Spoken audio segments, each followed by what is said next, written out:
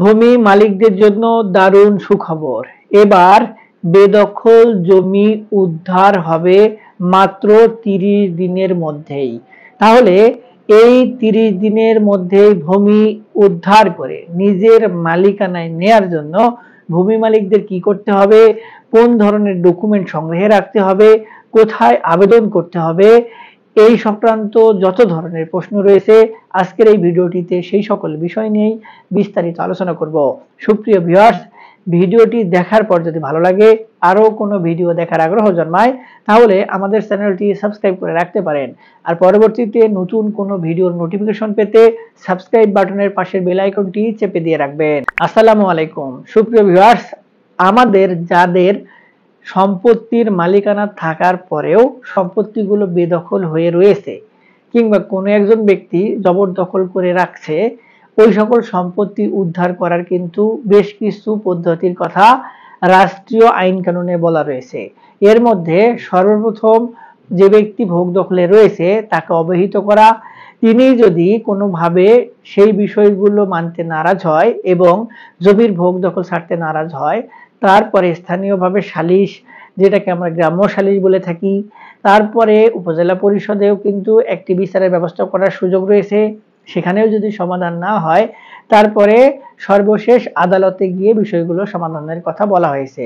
এখন আদালতে যে বিষয়গুলো নিয়ে মামলা করা হয়, সেই বিষয়গুলো সম্পর্কিত খুঁটিনাটি বিষয় পর্যবেক্ষণ করে তারপরেই কিন্তু রায় দেয়া হয় যে সম্পত্তির দখলে যাওয়ার যোগ্যতা কিংবা অধিকার কার রয়েছে। তবে এই পর্যন্ত পৌঁছানোর জন্য ভূমি মালিকদের হতে হয় নানান ধরনের হয়রানির শিকার, হতে হয় ভোগান্তি, কিন্তু তারপরেও কাঙ্ক্ষিত সময়ে ভূমি মালিকরা কিন্তু রায় পায় না কিংবা সঠিক সিদ্ধান্ত পায় না। তারপরেও যখন সিদ্ধান্ত আসে, তিনি যদি সম্পত্তির দখল পাওয়ার যোগ্য হয় এবং আদালত থেকে রায় দেয়, সেই সম্পত্তিটিতে আবার দখলে যাইতে গেলে লাগে নানান ধরনের ভোগান্তি কিংবা কেউ সহযোগিতা করতে চায় না। এরই পরিপ্রেক্ষিতে এখন নতুন করে একটি সিদ্ধান্ত নেওয়া হয়েছে যে আদালতে মামলা ছাড়াই এই যে বেদখল সম্পত্তিগুলো উদ্ধার করা যাবে। তবে এখানে একটি প্রশ্ন রয়েছে, আপনি কোন সম্পত্তিগুলো উদ্ধার করার জন্য আবেদন করবেন কিংবা কোন কোন ডকুমেন্ট আপনার প্রয়োজন হবে। সর্বপ্রথম আপনার পূর্বপুরুষের সম্পত্তি, সেই সম্পত্তিগুলো তারা মালিক, পরবর্তীতে তাদের হাত থেকে বেহাত হয়ে গিয়েছিল কোনো ধরনের সম্পত্তি হস্তান্তর ব্যতি রেখেই, অর্থাৎ তারা বিক্রয় করে নাই কিংবা দানপত্র করে দেয় নাই, কোনো ধরনের দলিল তৈরি করে দেয় নাই, কিন্তু তৃতীয় যে পক্ষ সম্পত্তিগুলো ভোগ দখল করছে তারা অবৈধ পন্থায় হয় খতিয়ান সংশোধন করেছেন কিংবা ভুয়া দলিল তৈরি করেছেন, যেগুলোর কোনো ভিত্তি নেই, যেটি আপনাকে আগে খোঁজ নিতে হবে। খোঁজ কিভাবে নেবেন? ওই সকল দখলদার যে সকল দলিল দ্বারা সম্পত্তিগুলো ভোগ দখল করছে, সেই সকল দলিল আদৌ রেজিস্ট্রেশন করা কিনা, দলিল কিন্তু যাচাই বাছাই করার কিছু পদ্ধতি রয়েছে। সেই পদ্ধতি সম্পর্কে আমরা ইতিমধ্যে ভিডিও দিয়েছি, সেই ভিডিওটিতে সেই সকল বিষয় বিস্তারিত আপনি দেখে আসতে পারেন। তারপরে দলিল যাচাই করার পরে যদি কোনোভাবে দলিলটি ভুয়া প্রমাণিত হয়, তাহলে কিন্তু আপনি সম্পত্তির ভোগ দখল পাওয়ার অধিকার রাখছেন। এরপরে যদি সেই সকল ব্যক্তির নামে রেকর্ডীয় খতিয়ান থাকে, তাহলে সেই রেকর্ডীয় খতিয়ান তিনি কি দিয়ে তৈরি করলেন, এই বিষয়টি পর্যালোচনা করতে হবে এবং পর্যায়ক্রমে যদি সেই রেকর্ডীয় খতিয়ানটি সংশোধন করার প্রয়োজন হয়, তাহলে ভূমি অফিসের মাধ্যমে খুব সহজেই নামজারি মিসকেসের মাধ্যমে সংশোধন করা যায়। এই বিষয়েও আমাদের ভিডিও রয়েছে, চাইলে দেখে আসতে পারেন। এই ছোট ভিডিওটিতে এই সকল বিষয়ে আলোচনা করার মতো কোনো সুযোগ নেই। তারপরে সেই সকল ব্যক্তি যারা ভোগ দখলে রয়েছে তারা যদি অবৈধ দখলদার বিবেচিত হয়, তাহলে কিন্তু এই ওয়ারিশান সম্পত্তিগুলো আপনি আপনার দখলে নিয়ে আসার জন্য আবেদন করতে পারবেন। এরপরে আবার ওয়ারিশান সম্পত্তির ক্ষেত্রে দেখা যায় যে আপনার পূর্বপুরুষ সম্পত্তি রেখে মৃত্যুবরণ করলেন, অর্থাৎ আপনার পিতা মাতা রেখে মৃত্যুবরণ করলেন, এবং এই ঘটনাটি সব থেকে বেশি হয় কন্যা সন্তানের ক্ষেত্রে। কন্যা সন্তানরা বিবাহিত হয়ে স্বামীর সংসার করে, তাদেরকে ঠিক মতো অংশ বুঝিয়ে দেওয়া হয় না, তাদেরকে মুখে মুখে বলা হয় অমুক সম্পত্তিটিতে তোমার, তুমি ওই সম্পত্তিটি ভোগ দখল করো, কিন্তু তিনি যখন ভোগ দখল করতে আসে সেই সকল সম্পত্তি তাকে আর দেয়া হয় না। কিংবা দেখা যায় যে এমনও রিউমার কিংবা কথা প্রচলিত ছিল যে তুমি যেহেতু বিবাহ করে স্বামীর সংসারে যাচ্ছ, তাই তোমার সম্পত্তি কি দরকার, তোমার বিবাহের সময় যে খরচ হয়েছে সেই খরচই তো তোমার জন্য যথেষ্ট। আবার যদি এমন হয় যে তোমার স্বামী মৃত্যুবরণ করে, কোনো কারণে বিধবা হও, তাহলে তোমার ভরণ পোষণের দায়িত্ব কে নিবে? এই সম্পত্তিগুলো আমাদের কাছে থাক, আমাদের সংসারে আসবে, খাবে দাবে, ঘুরে ফিরে চলে যাবে। তো এই যে বিষয়গুলো, এভাবেই কিন্তু অনেক কন্যা সন্তানকে বঞ্চিত করা হয়েছে। এখন ওই সকল কন্যা সন্তানের, যে সকল কন্যা বা সন্তানেরা রয়েছে, তারা কিন্তু তাদের মায়ের সম্পত্তির অধিকার চাইতে পারবেন, এবং এই মর্মে তাদের যে ডকুমেন্টগুলো লাগবে, যে তারা তার মায়ের কাছ থেকে যে সম্পত্তিগুলো প্রাপ্ত হওয়ার কথা ওয়ারিশান সূত্রে, সেই ওয়ারিশান সনদ, এবং তাদের মা যে সম্পত্তিগুলো পাওয়ার কথা ছিল যাদের কাছ থেকে, তার ওয়ারিশান সনদ, এবং যে সম্পত্তিগুলো আপনার প্রাপ্ত হওয়ার কথা কিংবা ভাগ বটরা হওয়ার কথা, সেই সকল সম্পত্তি, যে সকল দলিল কিংবা ডকুমেন্ট রয়েছে, সেগুলো সংগ্রহে রাখতে হবে। তাহলে আপনারা এই ধরনের ওয়ারিশান সম্পত্তিগুলো উদ্ধার করতে পারবেন।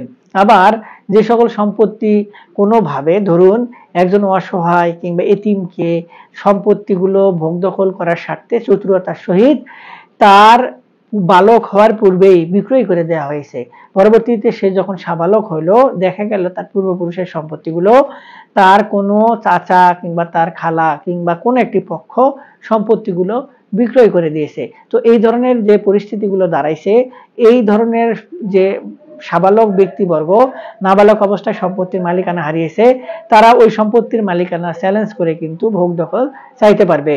এজন্য তাদেরকে সর্বপ্রথম লাগবে, তারা যাদের কাছ থেকে সম্পত্তি, তার বাবা মার সম্পত্তি যে মালিকানা ছিল, সেই মালিকানা সংক্রান্ত ডকুমেন্ট, এবং সম্পত্তিগুলো যে সময় বিক্রয় করা হয়েছে সেই সময় তিনি যে সাবালক ছিলেন না, এর জন্য যথেষ্ট পরিমাণে প্রমাণ।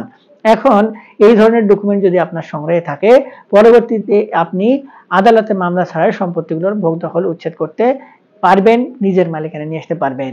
এখানে দুটি পদ্ধতির কথা বলা হয়েছে।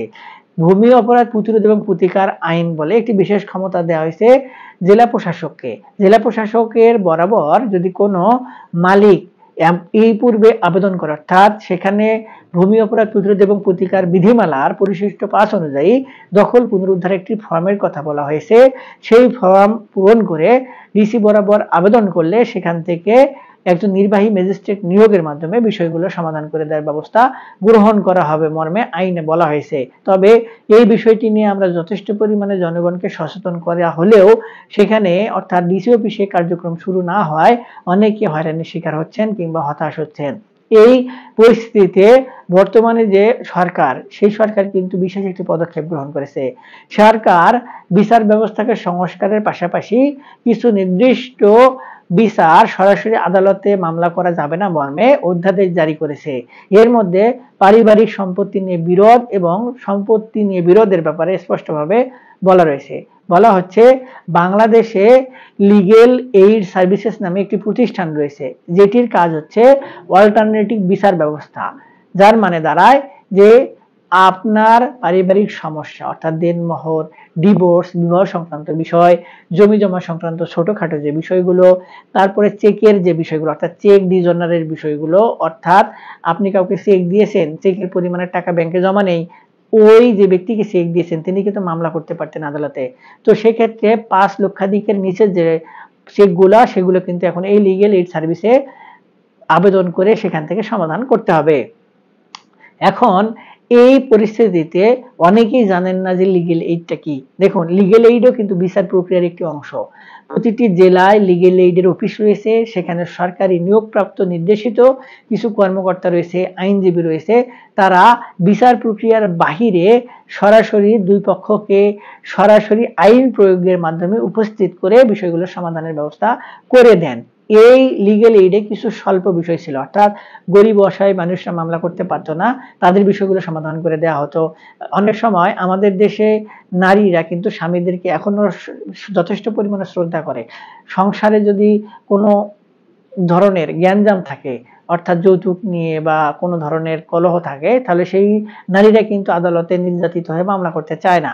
তো পরিবারটাকে শান্ত রাখার জন্য কিংবা পরিস্থিতিকে নিয়ন্ত্রণে রাখার জন্য কিন্তু অনেকেই লিগেল এইডে শরণাপন্ন হয়ে থাকতো।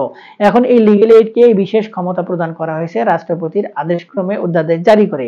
সেখানে এই যে বেদখল জমি উদ্ধারের বিষয়ে একটি স্পষ্ট নির্দেশনা দেওয়া হয়েছে। বলা হচ্ছে এই যে সকল ব্যক্তি বৈধ মালিক হওয়ার পরেও কিংবা মালিকানা অর্জনের সুযোগ থাকার পরেও সম্পত্তি থেকে বেদখলে রয়েছে, সেই সকল বিষয় নিয়ে যে সকল ব্যক্তিরা সরাসরি আদালতে মামলা করতেন তারা আর মামলা করতে পারবেন না। আগে লিগ্যাল এইডে আবেদন করে সেখানে সমাধানের জন্য চেষ্টা করতে হবে। তবে এখানে যদি সমাধান না হয় তাহলে পরবর্তীতে তারা আদালতের শরণাপন্ন হয়ে সেখান থেকে বিষয়গুলো সমাধান করে নিতে পারবেন। তবে লিগ্যাল এইডে আগে বিশেষ কিছু ক্ষমতা দেয়া ছিল যে তারা আইন প্রয়োগ করতে পারবে না, অর্থাৎ বাধ্য করতে পারবে না বিচারিক প্রক্রিয়া সম্পন্নতে সহযোগিতা করতে। এই অধ্যাদেশ জারির মাধ্যমে এই লিগ্যাল এইডকে এই বিশেষ ক্ষমতাটি প্রদান করা হইল এবং সেখানে যদি কোনো পক্ষ আবেদন করে এবং বিপক্ষ অর্থাৎ বিবাদী যদি কোনো কারণে আসতে অনীহা দেখায় তাহলে লিগ্যাল এইড আইন প্রয়োগকারী সংস্থাকে নির্দেশ প্রদানের মাধ্যমে ওই সকল ব্যক্তিকে উপস্থিত থেকে সমস্যাগুলো নিরসনে সহযোগিতা করার যে ব্যাপারটি সেটি করতে বাধ্য করতে পারবেন। সুপ্রিয় ভিউয়ার্স, এখন লিগ্যাল এইড কোথায়, কিভাবে আবেদন করব, লিগ্যাল এইড কতদিনের মধ্যে বিষয়গুলো সমাধান করে দিবে, এই সংক্রান্ত বিষয় নিয়ে ছোট ভিডিওটিতে আলোচনা করা সম্ভব নয়। আমরা পরবর্তীতে আপনাদের যদি আগ্রহ থাকে কমেন্ট বক্সে জানাবেন, আমরা সেই বিষয়টি নিয়ে একটি ভিডিও বানিয়ে আপনাদেরকে সহযোগিতা করার চেষ্টা করব। আর এই যে বিষয়গুলো, এই বিষয়গুলো নিয়ে যদি আপনাদের আরো কোনো কিছু জানার থাকে, কোনো আগ্রহ থাকে কিংবা আমাদের থেকে কোনো সহযোগিতা নিতে চান, সেক্ষেত্রে ভিডিওর নিচে কমেন্ট বক্স রয়েছে, সেখানে কমেন্টস করবেন, আমরা আপনাদের সহযোগিতা করার চেষ্টা করব। আজকে এই পর্যন্তই, দেখা হবে সামনে নতুন কোনো ভিডিওতে। ততদিন পর্যন্ত ভালো থাকবেন, ধন্যবাদ।